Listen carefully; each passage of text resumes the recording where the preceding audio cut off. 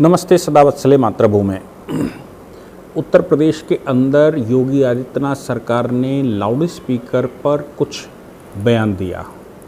Regulation या guidelines कह लीजिए कि गाइडलाइंस इशू की गई हैं और वो गाइडलाइंस कोई ऐसा नहीं है कि उत्तर प्रदेश में इस बात पर विवाद चल रहा हो। इस बात पर पूरे देश में कहीं ना कहीं किसी न किसी प्रकार से चर्चा चल रही है और पूरे देश में जो चर्चा चल रही है वो ये है कि राइट टू पीसफुल लिविंग, यानी कि किसी भी व्यक्ति को शांतिपूर्वक बिना नॉइस पोल्यूशन के रहना क्या उसका अधिकार है, उसकी जीवन पद्धति में ये अधिकार उसको मिला है। इस बात को लेकर कर्नाटका में ऑर्डर हो रहे हैं, इस बात को लेकर महाराष्ट्र में खूब सारा बवाल हो रहा है।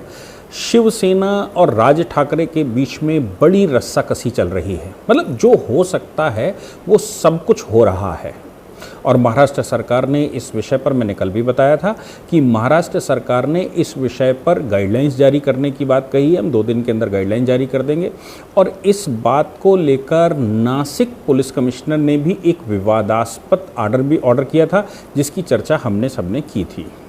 बात इस समय हमारे देश में खूब सारे प्रकरण चल रहे हैं, खूब सारे प्रकरण इन द सेंस कि हमारे देश में इस प्रकार की चर्चाएं खूब चल रही हैं कि क्या उत्तर प्रदेश या देश में right to religion fundamental right है। बात ठीक है कि right to religion is a fundamental right, आपके अपने व्यक्तिगत अधिकार हैं।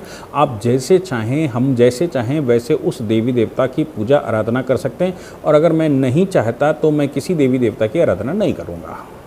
और मैं अगर किसी देवी देवता की आराधना नहीं करता हूँ तो भी कोई कम्युनिटी, कोई समुदाय, कोई परिवार, कोई रिश्तेदार, कोई नातेदार, कोई व्यक्ति, कोई संस्था मुझे इस बात के लिए दबाव नहीं बना सकती कि मैं किस देवी देवता को मानूं या ना मानूं। लेकिन एक पार्टिकुलर रिलीजन के लोग ये मानकर चलते हैं, दिन में 5 बार वो आवाहन करते हैं कि सिर्फ मेरा परमेश्वर, मेरा भगवान, मेरा जिसको हम मानते हैं वही अकेला है और उसके अलावा कोई नहीं। अब उस स्टेटमेंट को अजान कहते हैं। अजान में लगातार इस बात के आवाहन किए जाते हैं। इन आवाहनों को ध्यान में रखते हुए खूब सारे बवाल पूरे देश में चल रहे हैं और सब ये कहते हैं कि भाई आपको अपनी आस्था के अनुसार क्या मानते क्या नहीं मानते अधिकार है, लेकिन आपको ये बिल्कुल अधिकार नहीं कि किसी दूसरे के ऊपर अपनी आस्था थोपें और दूसरे को डिस्टर्ब करें।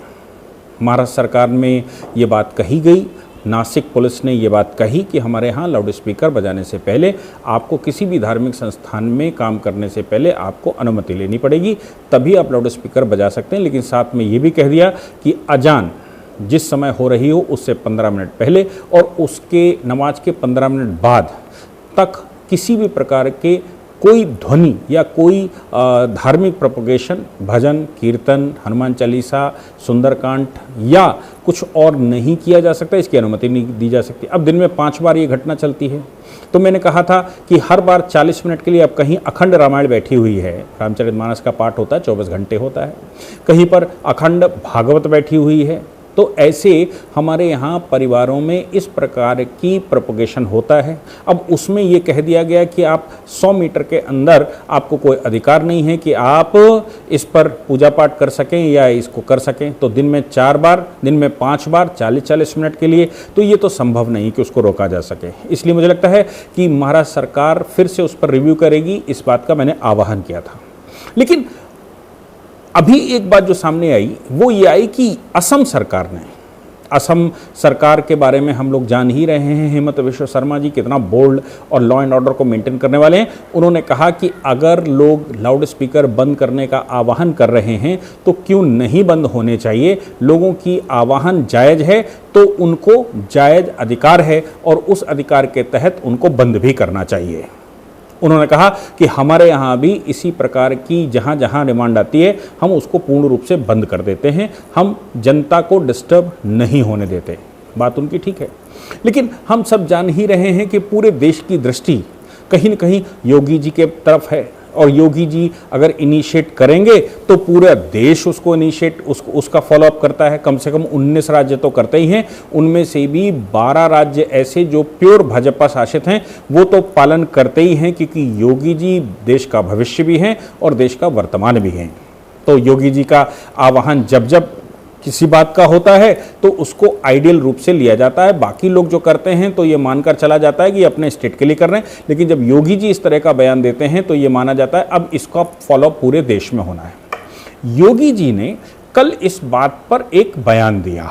उन्होंने कहा, देखिए किसी को भी धार्मिक प्रोपोगेशन करने पर मैंने कोई रोक नहीं लगाई है, किसी को लाउड स्पीकर बजाने पर भी कोई रोक नहीं है, किसी को अपना धार्मिक प्रोपोगेशन करने पर कोई रोक नहीं है, किसी को अपनी इबादत करने का कोई रोक नहीं है। व्यक्ति अपने हिसाब से अपनी इबादत कर सकता है और उसको करना चाहिए, ये अधिकार है, हम सिक्योर करेंगे। लेकिन उन्होंने साथ में कहा कि लाउड स्पीकर कहीं पर भी अगर बजेगा तो आप अपना लाउड स्पीकर बजाइए, मैंने रोक नहीं लगाई है, लेकिन वो लाउड स्पीकर आपके प्रेमिसेस के अंदर होना चाहिए, बगल के किसी भी व्यक्ति को परेशान करने वाला नहीं होना चाहिए। अगर कोई लाउड स्पीकर बगल में किसी को परेशान करता है, कोई व्यक्ति को कष्ट होता है, समाज को कष्ट होता है, सोसाइटी को कष्ट होता है, तो फिर ऐसा लाउड स्पीकर नहीं बजाया जा सकता।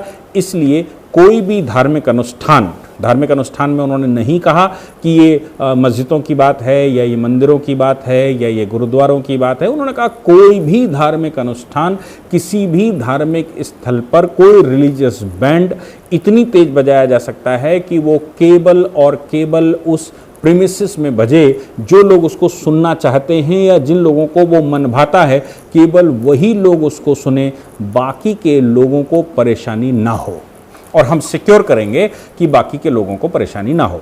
इतनी बात तो ठीक है।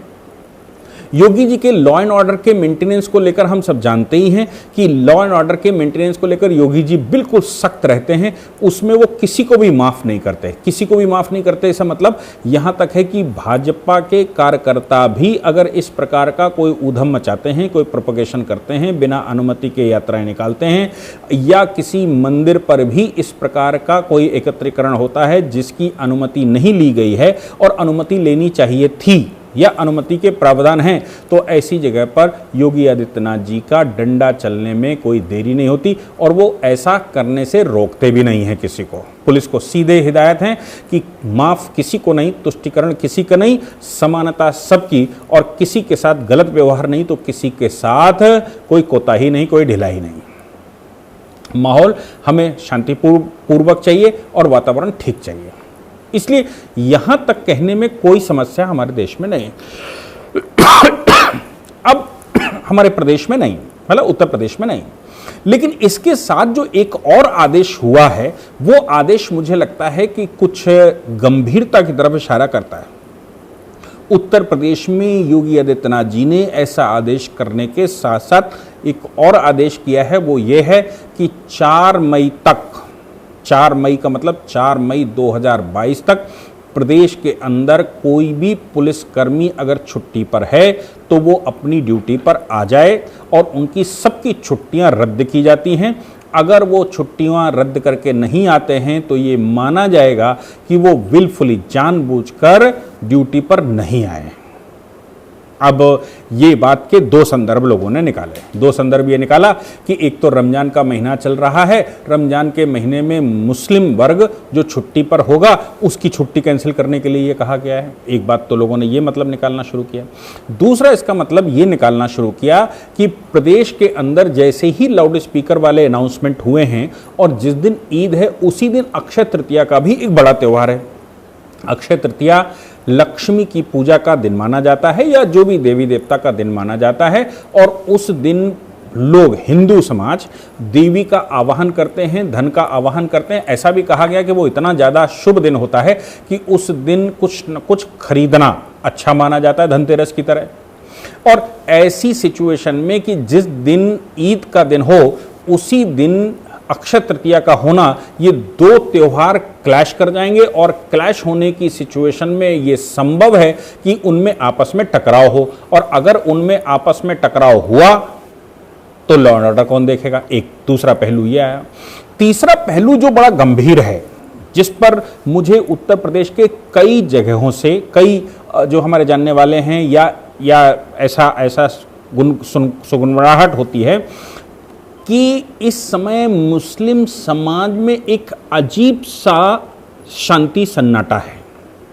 और वो शांति सन्नाटा रमजान के महीने में कुछ गलत इशारे करता है। मुझे लगता है ये संभव है कि इंटेलिजेंस की कुछ रिपोर्टें ऐसी हों जिसके तहत दंगे भड़क सकते हैं, प्रदेश में कुछ गलत हो सकता है, या प्रदेश में अफरा तफरी हो सकती है, या कुछ बड़ा प्लान हो। आप ये तो हम सब जान ही रहे हैं कि मुस्लिम समाज का कोई एक अराजक तत्व तो केवल मुस्लिम नहीं हो सकता, अराजक तत्व तो कोई भी हो सकता है जो ईद के दिन या उससे पहले का जो पहले का दिन होता है, या जो अंतिम जिसको हम कहते हैं कि शुक्रवार, अंतिम शुक्रवार है उस दिन, या किसी अन्य दिन, जो बड़े दिन होते हैं उन दिनों में लोग खरीदारियां करने के लिए निकलते हैं, दुकानें बंद होती हैं, समाज अपना त्यौहार मना रहा होता है, तो अराजक तत्व तो उसमें कुछ अराजकता फैला सकते हैं।